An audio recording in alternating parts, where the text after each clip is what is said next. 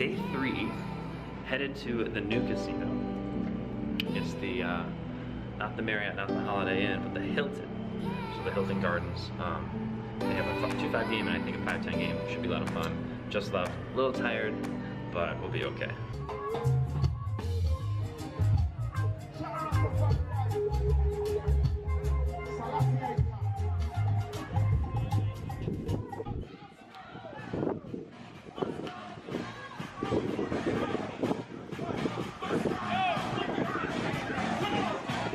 It's like the biggest wedding going on on the island right now. They got this whole beach.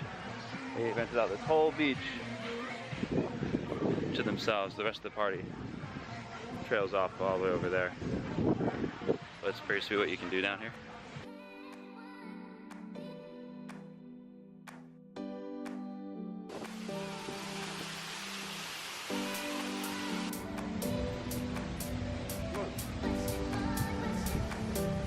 There we go. It's so dark, it's kind of hard to know where you're going. But I remember this. This is it.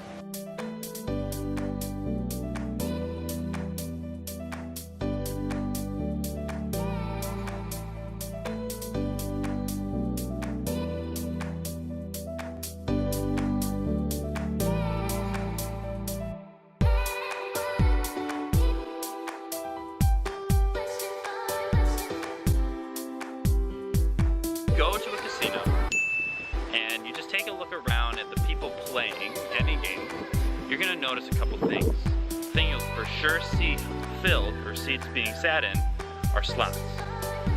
Slots are one of those things that doesn't take any brain power, doesn't take any energy, no thought process. All you gotta do is put your money in, pull a lever, and it tells you what to do. You go to the poker room, depending on the poker room, it may be really, really full or empty. Alright, so we made it. Got here at the Hilton. They got two 5 tables going already. I've been put on the wait list. They're gonna get a third open, so already off the bat, it's looking like this game is gonna be a lot better than the other casino. Really looking forward to it. Got a couple familiar faces already, so that's kind of cool. Looks like they're playing deep stack. 2 people I saw with $1,000 in front of them, and then the rest of them had about 200-300, which is pretty standard. So it seems. Haven't found out about the rake yet. Going to pay close attention to it. At the other casino I really was watching to see how much they raked, and it's a $10 rake they say along, or in every casino on the island. They were raking $10 plus a couple of dollars more, so I called them out on it. But I'll be watching this casino closely as well to see if that's another aspect of just, poker in Aruba. So yeah, should be getting the table open in the next 5-10 minutes, and then I'll report back with a couple hands. Stay tuned.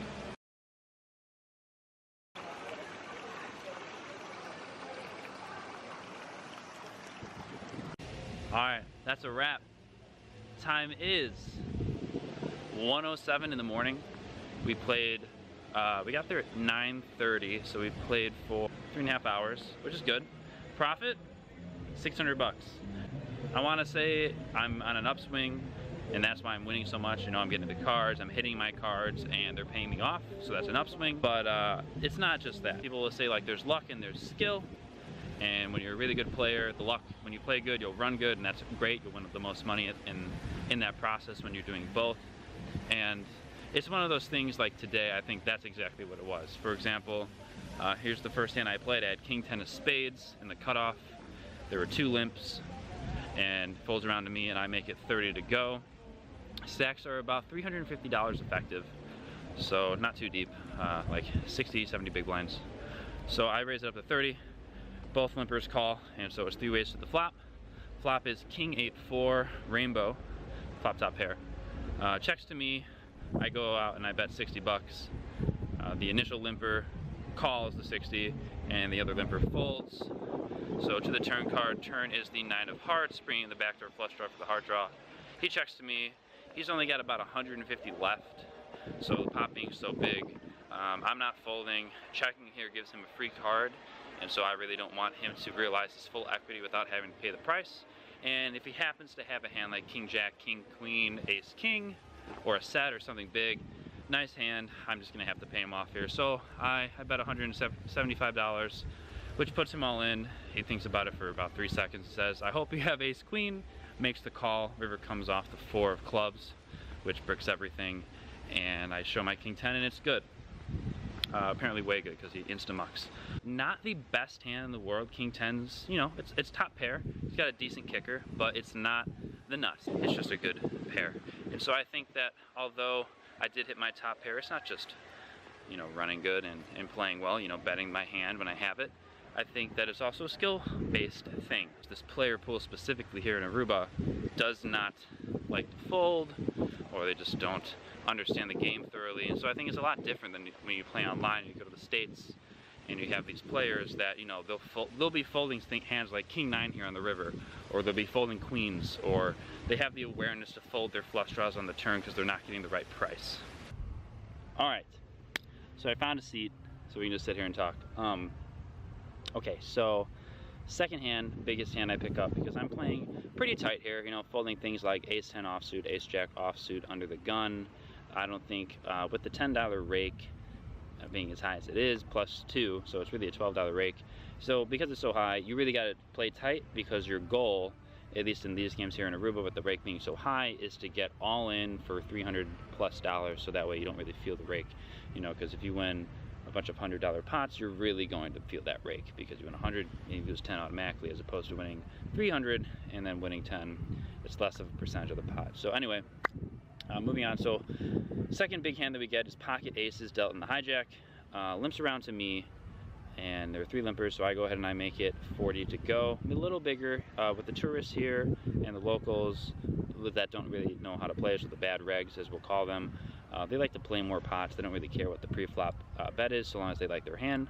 So I make it 40. I get a call out of the small blind and a call out of under the gun +1, the first limper. So 3 ways to the flop. Flop comes jack 5-5 with rainbow, no suits. Checks to me.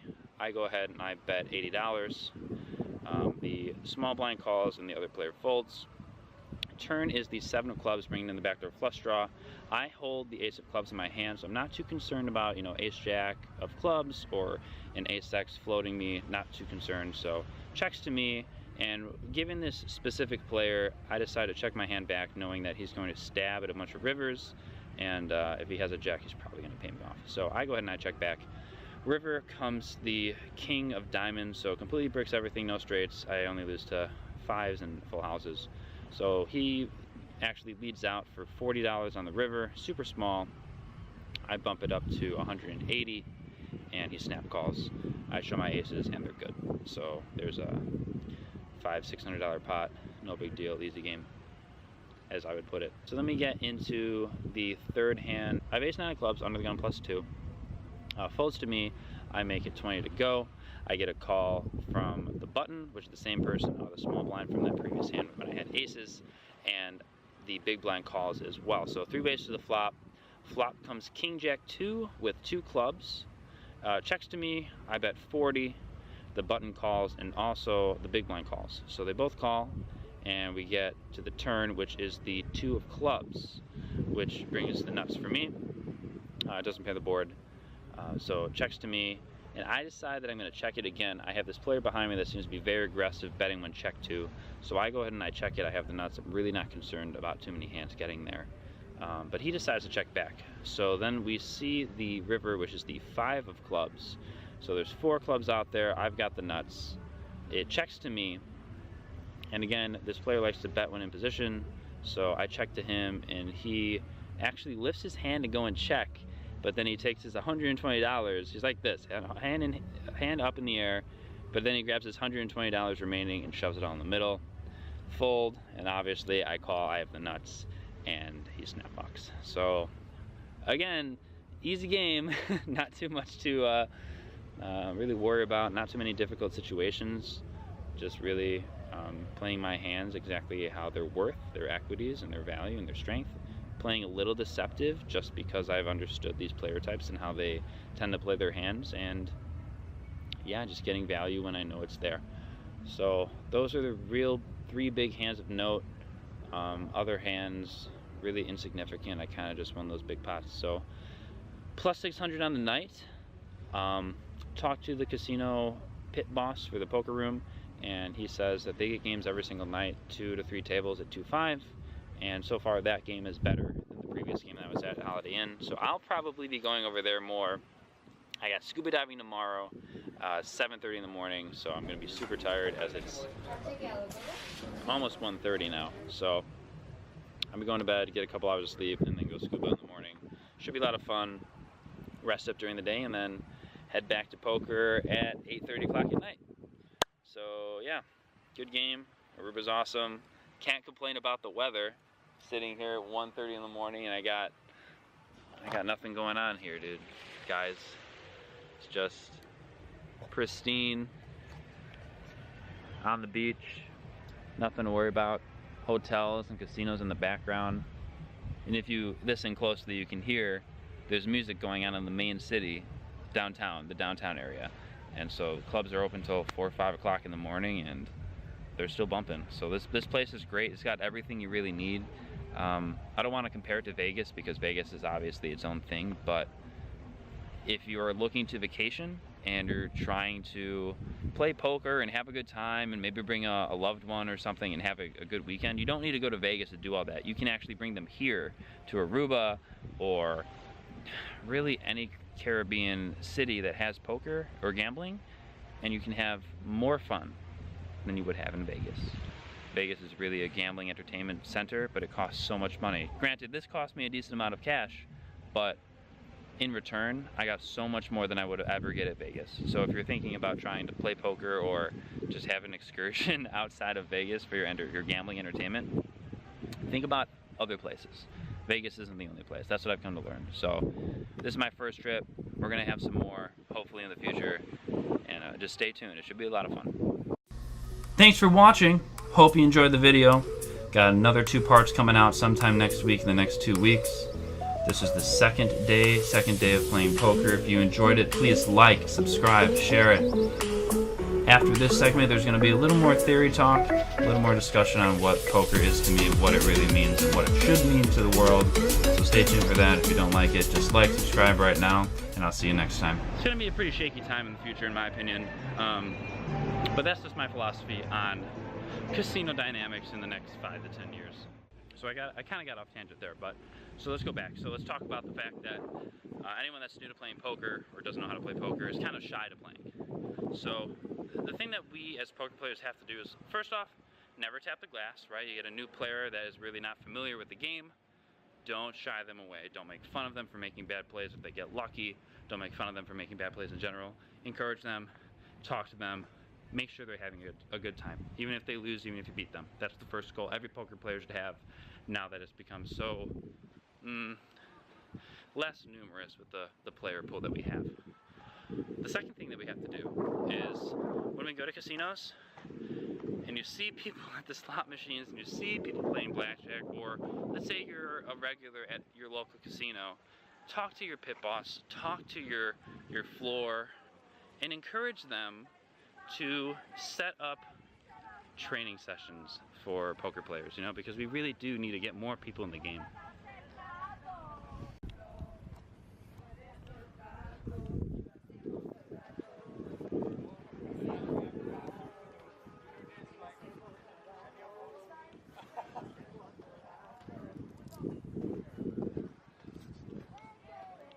And then the third thing that us as poker players or people that enjoy poker, what we have to do is reach out to these people that don't know how to play poker or are interested in playing poker and have them play some small stakes tournaments, right?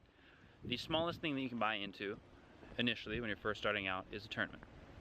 Just plain and simple. You got $5, $10, $20, $25 tournaments, both live and online, that will get you in for cheap and really help you understand how to play poker. You get a lot of chips, sure, sometimes blind levels can be pretty fast, but overall, you get a lot of hands to play, and people can start to understand poker in that sense.